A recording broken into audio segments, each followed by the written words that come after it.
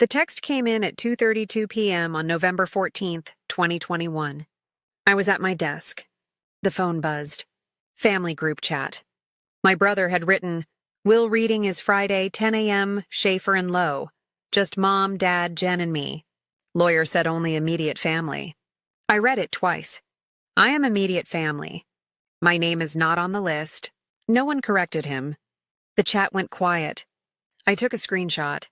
The timestamp glowed in the corner, 14:32. I didn't type anything back.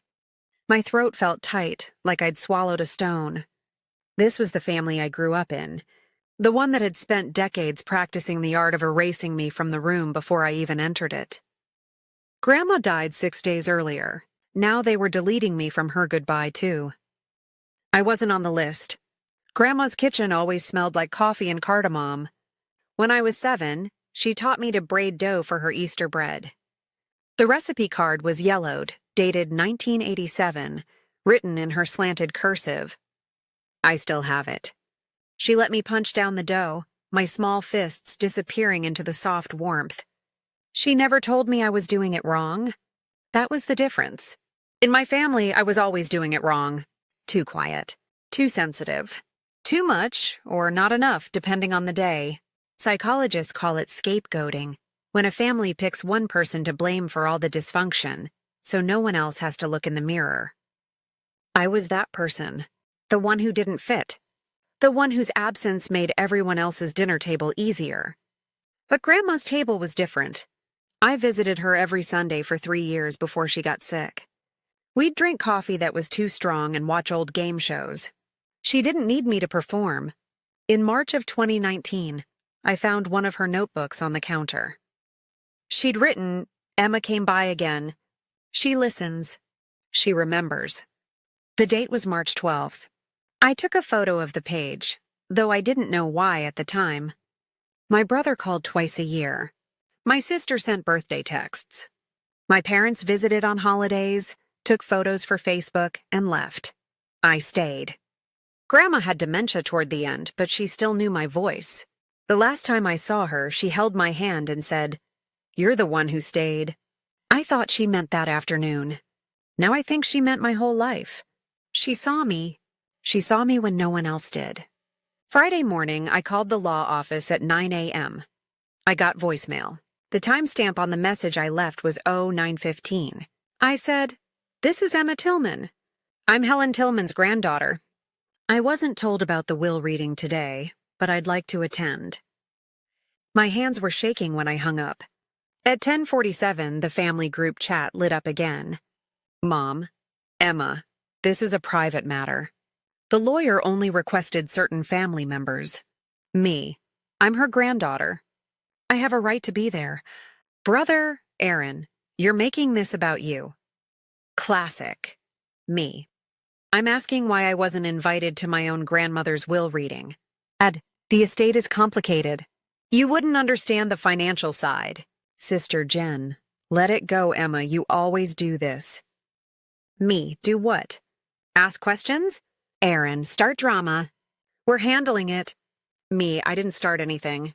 I just want to know why I'm not included. Mom, this is exactly why we didn't tell you. You're too emotional. I stopped typing. The screen blurred. I set the phone face down on the table. 20 minutes later, the law office called back. A paralegal named Sandra confirmed. "Ms. Tillman, your grandmother's will does name you. You are welcome to attend. We have a separate appointment available at 2 p.m. today, if that's easier." I took the 2 p.m. slot. I didn't tell my family. I didn't tell them I was coming. The law office smelled like old paper and lemon furniture polish. I sat across from Thomas Schaefer at 2 p.m. He was 60-ish with reading glasses on a chain. He slid a document across the desk. The header read, "Last Will and Testament of Helen Marie Tillman. Document number W, 2021-1834. Ms. Tillman," he said, "your grandmother named you as the primary beneficiary and executor of her estate." I blinked. The fluorescent light hummed overhead. "I'm sorry," I said. "Primary?" "Yes. The estate includes a trust account, financial assets, and the property at 42 Maple Avenue. That's the family home, correct? I nodded. My parents lived there. My brother and his wife moved into the basement last year. My sister uses the garage apartment. The deed, he continued, sliding another page forward, transfers to you upon probate clearance. Deed number PD 47992. The trust account, TAGLM 5518, holds approximately $247,000. After taxes and fees, you'll retain about 78%. I heard the words. They didn't land. My family thinks, I started. I'm aware, he said gently. Your brother requested a separate reading this morning. I provided a summary. He was surprised.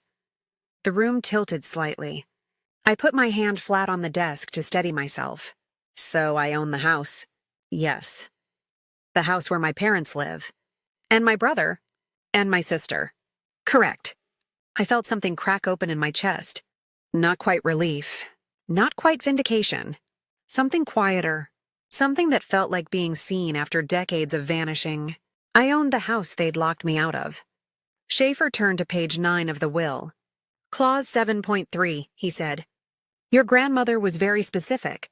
She wrote, I leave the property at 42 Maple Avenue, including all structures and contents, to my granddaughter Emma Rose Tillman. Current occupants are granted 60 days from the date of probate clearance to make alternative living arrangements or negotiate lease terms directly with Emma. I read the words twice. Current occupants, I repeated. Your parents hold no deed. They've lived there since 1994, but the house was always in your grandmother's name. She allowed them to stay. Now that authority transfers to you.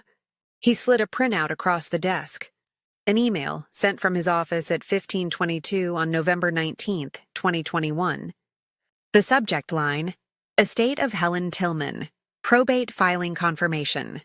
I filed with the probate court this morning, he said. Case number PB 2021-6704. Barring objections, the court will issue clearance in 30 to 45 days. After that, the deed transfers and the 60-day notice period begins. I stared at the email. The timestamp. The case number. The formality of it. What did my family receive? I asked. Small bequests. Your brother, $5,000. Your sister, $5,000. Your parents, $10,000 joint. And personal items, specified in Appendix C. That's it. That's it. I thought about my mother's text. You wouldn't understand the financial side. I understood perfectly now. They thought they were inheriting the house. They'd assumed Grandma would leave it to her son, my father, like some unspoken family law. They never considered me. Grandma did. The weight of it settled in my stomach. I now held the keys to the only home my parents had known for 27 years. The house where my brother had moved in without asking. The house my sister treated like free storage. The house I'd been erased from. And Grandma had handed it to me. She gave me the one thing they took for granted. Probate cleared on December 23, 2021. The court confirmation came via email at 1638. Case PB 2021-6704, approved. The property deed transferred the same day. Record number TR 88451. I now legally owned 42 Maple Avenue. Schaefer sent the notice of ownership on December 27th. Document number N04871. Certified mail, return receipt requested to each occupant. My parents, my brother and his wife, my sister. The green cards came back over the next week. Signatures confirmed delivery. That's when Schaefer called. Emma, I need to make you aware of something. Your brother contacted me before your grandmother passed. He forwarded an email. The header showed the date, October 30th, 2021. 6 days before Grandma died. The message read, Aaron Tillman to Thomas Schaefer, Esquire. Tom, just a heads up. Our grandmother's health is declining. When the time comes, the family would prefer to keep the estate process simple. My sister Emma has always been difficult. She's not involved in family decisions, and honestly, she probably won't even want to participate. If you need to notify her for legal reasons, fine, but don't be surprised if she doesn't show. The rest of us will handle things. Thanks. I read it 3 times. Emmy replied to Schaefer. He told you I wouldn't participate. Before she even died. Schaefer. Yes, I didn't respond to his characterization. Your grandmother's will was clear, and my obligation is to her wishes, not her family's assumptions. But I thought you should know this may explain their reaction. Me. He tried to write me out before the reading even happened. Schaefer. He tried. The will wrote you in. That's what matters. Me. What happens now? Schaefer. They have 60 days from December 23rd to vacate or negotiate lease terms with you. The deed is recorded. The court has executed the transfer. Their options are limited. I saved the email. I saved the timestamp. I saved the receipt. This wasn't just scapegoating anymore. This was institutional evidence. A paper trail that showed my brother had tried to erase me before Grandma was even gone, and the legal system had ignored him. The will spoke louder. The system chose Grandma's voice, not theirs. My mother called at 19:54 on December 28th. I didn't answer. The voicemail was 2 minutes long. Emma, this is ridiculous. You can't just throw your family out on the street. Your father and I have lived here for 27 years. Grandma would never have wanted this. Call me back. We need to talk like adults. My brother texted an hour later. You're really doing this? My sister. This is so typical of you. I didn't reply. I called Schaefer the next morning. What are my options? You can offer a lease at fair market rent. You can offer a below-market family rate. Or you can enforce the 60-day notice and allow them to vacate. It's your property. I thought about the decades of erasure. The missing invitations. The 2 emotional accusations. The attempt to exclude me from Grandma's final act. I drafted an email. Per Clause 7.3 in the recorded deed, you have until February 21st, 2022 to vacate the property at 42 Maple Avenue. If you wish to remain, I am offering a 12-month lease at $1,800 per month, which is below market rate for the area. Lease terms are attached as document LA 202109. You have until January 15th to respond in writing. I sent it certified mail. No one replied by the 15th. The green cards came back signed. No lease agreement returned. They were moving out. They chose silence over rent. They moved out on February 18th, 2022. I moved in on March 1st. The morning of March 3rd, I sat on Grandma's porch at 7:18 a.m. and drank coffee that was too strong. The air smelled like wet grass and the last frost of winter. I'd made cardamom bread the night before, using the recipe card from 1987. The kitchen still smelled like her. The deed sat on the table beside me, recorded, official. My name in bold, Emma Rose Tillman, sole owner. I took a photo of the porch, the coffee, the deed corner visible in the frame. Timestamp, 0718. My family hasn't spoken to me since. My mother left a voicemail in late March, asking if I was happy now. I didn't reply.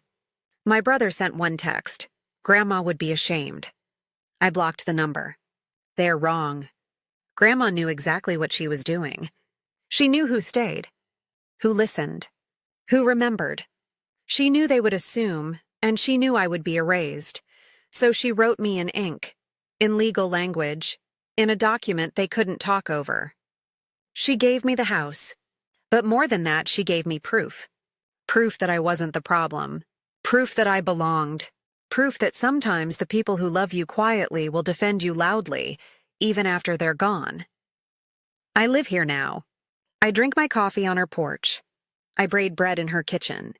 And every morning I remember she saw me. She saw me. The law agreed.